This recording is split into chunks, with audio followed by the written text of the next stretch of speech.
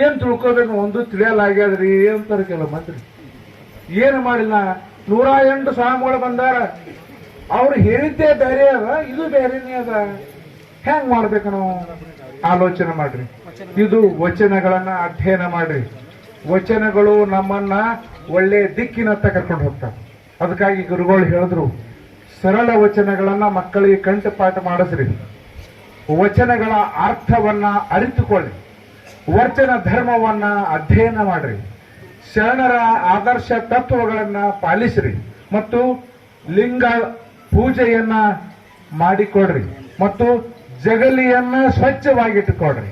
ಜಗಲಿ ಸ್ವಚ್ಛ ಇತ್ತು ಅಂದ್ರೆ ನಿಮ್ಮ ಮನಸ್ಸು ಕೂಡ ಸ್ವಚ್ಛ ಇರ್ತದ. ಯಾ ದೇವರು ಕೂಡ ಕಾಡಲ್ಲ, ಯಾರು ಪೂಜಾರಿ ಕೂಡ ಕಾಡಲ್ಲ.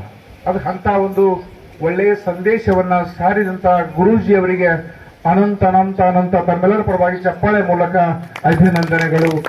ಪೂಜ್ಯ ಸಾನ್ನಿಧ್ಯ ವಹಿಸಿ ಅದ್ಭುತ ನುಡಿಗಳನ್ನಾಡಿದಂತ ಶ್ರೀ ಮಣಿಪುರ ವೀರತೀಶಾನಂದ ಮಹಾಸ್ವಾಮಿಗಳು, ವಿರಕ್ತ ಮಠ ಮನಗುಳಿ, ಇಲ್ಲೇ ಪಕ್ಕದಲ್ಲಿ ದೂರ ಇಲ್ಲೇ ಮನಗುಳಿ, ಬೇರೆ ಕಡೆ ತಿಳ್ಕೊಡ್ರಿ. ಇಲ್ಲೇ ಬಿಜಾಪುರ ಜಿಲ್ಲಾ ಮನಗುಳಿ. ನಿಮ್ ಬಸವ ಹುಟ್ಟಿದ್ದು ಬಿಜಾಪುರ, ನೀವು ಇದ್ದಿದ್ದು ಬಿಜಾಪುರ, ನಾವು ಇದ್ದಿದ್ದು ಕಲಬುರಗಿ, ಇಲ್ಲೇ ಪಕ್ಕದ ಶರಣರ ನಾಡಿನಲ್ಲಿ ಇದ್ದೀವಿ. ಶರಣರ ವಚನಗಳನ್ನ, ಶರಣರ ತತ್ವ ಆದರ್ಶಗಳನ್ನ ಪಾಲಿಸಿದ್ದೇ ಆದ್ರೆ ನೀವು ಕೂಡ ಶುದ್ಧ ಆಗ್ತೀವಿ ಅನ್ನಂತಹ ಮನೋಭಾವ ಇಟ್ಟುಕೊಂಡು ಇದೇನು ಆಲೇಗಾಂವ ಪರಿವಾರದವರು ಬಹಳ ಅದ್ಭುತವಾದಂತಹ ಕಾರ್ಯಕ್ರಮ ಮಾಡ್ಯಾರ. ಮನಿ ನೋವು ಅದ್ಭುತವಾಗಿ ಕಟ್ಟಿದ್ದಾರೆ. ಅದ್ರ ಜೊತೆಗೆ ಮಕ್ಕಳ ಶಾಲು ಹೊದಿಸುವಂತಹ ಕಾರ್ಯಕ್ರಮ ಕೂಡ ಮಾಡಿದ್ದಾರೆ.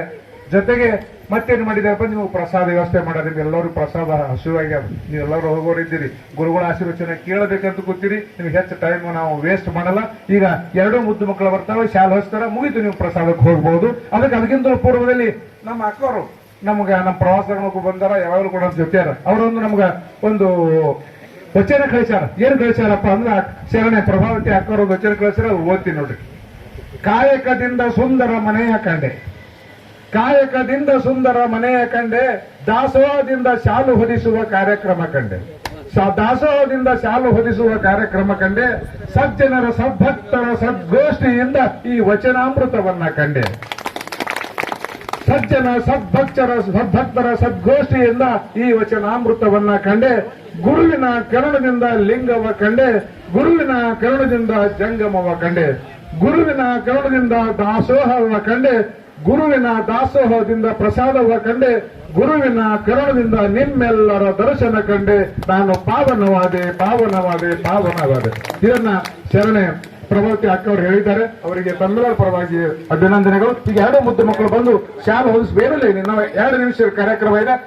ಎಲ್ಲರೂ ಈಗ ರೆಡಿಯಾಗಿ ಬಂದಿದ್ದಾರೆ.